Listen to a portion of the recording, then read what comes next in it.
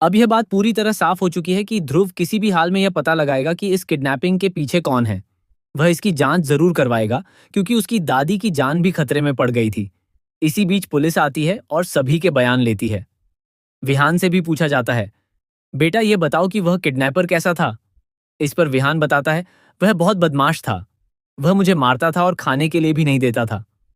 यह सुनकर विश्वास के होश उड़ जाते हैं, क्योंकि उसने पहले ही अवंतिका से कहा था कि उसके बेटे को खरोंच तक नहीं आनी चाहिए।